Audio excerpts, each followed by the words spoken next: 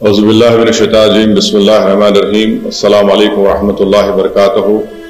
मैं ओखला और मुस्तफ़ाबाद की विधानसभा की आवाम का बेहद शुक्रिया अदा करता हूँ कि आप तमाम ने मिलकर शिफाउर रहमान के लिए और ताहिर हुसैन साहब के लिए आपने अपने वोट का इस्तेमाल किया।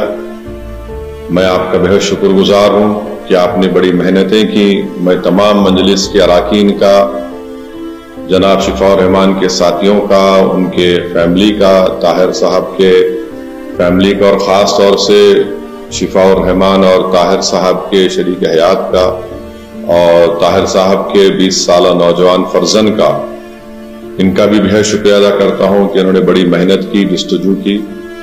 मैं शुक्रगुजार हूँ इम्तियाज जलील साहब का, जो वहाँ के सेंट्रल ऑब्जर्वर थे इन दोनों असम्बली कॉन्स्टिट्यूंसीज के, शोएब जामाई साहब का। नतीजा जो हम चाह रहे थे नहीं आया है, मगर मुझे यकीन है कि हम तमाम के हौसले बुलंद हैं और बुलंद रहेंगे और इंशाअल्लाह ताला हम अपनी इस लड़ाई को जारी रखेंगे। जमहूरियत हमको इस बात की इजाज़त देती है कि हम अपने पसंद के उम्मीदवारों को उतारें। हमारी कोशिश शुरू से यही थी और यही रहेगी कि हम अपनी एक आज़ाद सियासी क़यादत को बनाएंगे ताकि वो वहाँ की रियासत के असम्बली में जाकर आवाम के बेबाक मसाइल को उठा सकें बेबाकी से।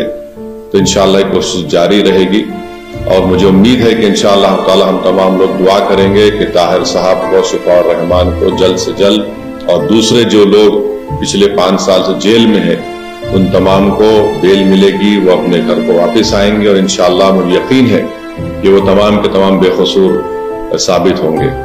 मैं एक बात अवाम उन्नास को बताना चाहता हूँ कि नतीजे आने के बाद आप देख रहे हैं कि जो लोग अपने आप को बड़ा सेकुलरिज्म के दावेदार कहते थे, वो दोनों सियासी पार्टियां आज एक दूसरे पर बी टीम का इल्जाम नहीं लगा रही हैं।